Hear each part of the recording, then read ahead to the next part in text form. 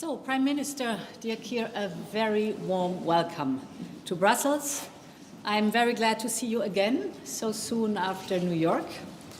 Leaders from all over the globe gathered last week at the United Nations General Assembly. There we met and we discussed the many challenges facing our world today.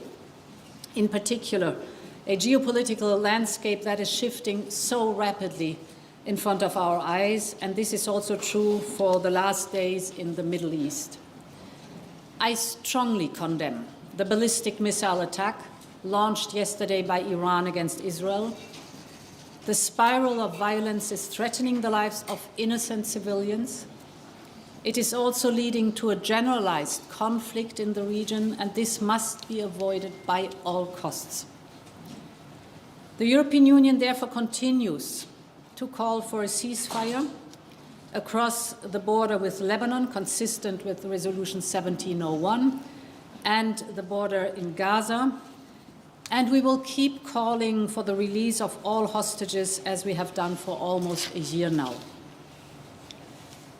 Dear Keir, in these very uncertain times, like-minded partners like us must cooperate more closely. And that is what we are doing when it comes to Russia's war of aggression against Ukraine. We remain fully behind Ukraine's brave fight for freedom and independence. As members of the G7, we coordinate closely our joint and continued support to the people of Ukraine. And we do the same for our sanctions against Russia, because European security concerns us all in and outside the European Union. We are strongly aligned in our fight against climate change, the global warming. We are both working intensively towards decarbonized and circular economies and the protection of nature. So many topics where we are very much aligned and share values. Our alignment on global affairs provides a good foundation for our bilateral relations. And we have a set of solid agreements in place. We should explore the scope for more cooperation while we focus on the full and faithful implementation of the withdrawal agreement, the Windsor framework, and the TCA. So, in short, we have a lot to discuss today, and I'm very much looking forward to working with you and to continue to strengthen our relation. Thank you, President. Thank you, Ursula. It's really fantastic to see you again so soon after our meeting in the UN in New York. And it's a real pleasure to be here today for these sets of meetings that we have this afternoon.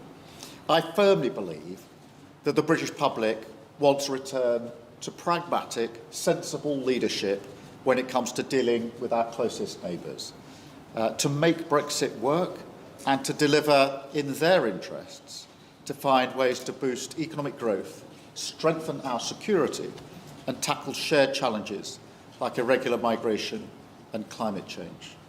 We will, as you've already indicated, discuss other wider issues like the crisis in the Middle East. And can I join you in condemning the attack by Iran just recently? We stand with Israel, recognising her full right to security and to self-defence. We do need to pull back from the brink and to encourage all parties to find a way to de-escalate and for a political solution to the very many fronts of the crisis in the Middle East. And of course, foremost in our minds are the hostages still held after such a very, very long time. They should be released immediately and unconditionally.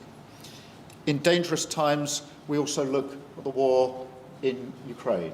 And stand with Ukraine in the face of Russian aggression. As we said at the United Nations last week, Russia's actions are completely outside and contrary to the Charter of the UN, which we all uphold. And in the ongoing war in Ukraine, we work ever more closely with our allies. In dangerous times, we have a duty to work together to preserve stability and security.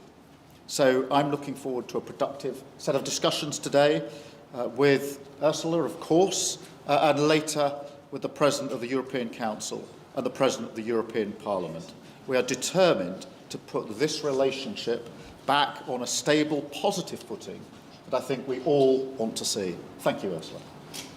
Thank you very much. So, here, can I take your long... Of course.